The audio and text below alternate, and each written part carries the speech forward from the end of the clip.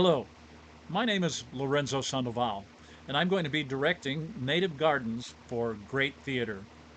Can't wait to get up to St. Cloud to present this marvelous play. I have a history of directing this play, and it has been very enriching for me, and I'm sure it's going to be enriching for those who participate in this production and for those who view it as well. Now, as for me, who am I? Who's Lorenzo Sandoval? Well, I'm from Iowa, born in Iowa, and for the last few years, I have been artistic director of a wonderful company called the Iowa Shakespeare Experience. We feature variations, you could say, on Shakespeare's plays, try to make them as dynamic as possible, as relevant as possible, and maybe alter the setting a bit, perhaps some of the characterizations. It's been a fun experiment. It really has.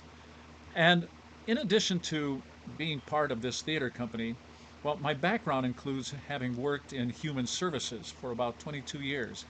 And in that type of work, I dealt a lot with Latino communities, Hispanic communities, or Latinx communities, if you will. Um, this, of course, reflects not only my own cultural background, but also my passion as well, exploring the many aspects of my culture and doing the best that I can to support the culture as much as possible. During those 22 years that I spent in human services, as I mentioned, I worked with the Hispanic populations.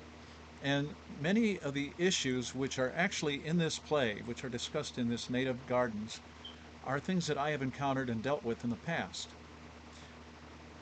Things like cultural misunderstandings, people who want to do the best that they can in the new environment that they live in, those kinds of issues.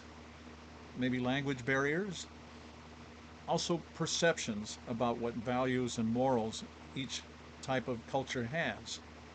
So I've dealt with those things, and like I said, I think that they're dealt with very wonderfully in this wonderful play by Karen Zacharias.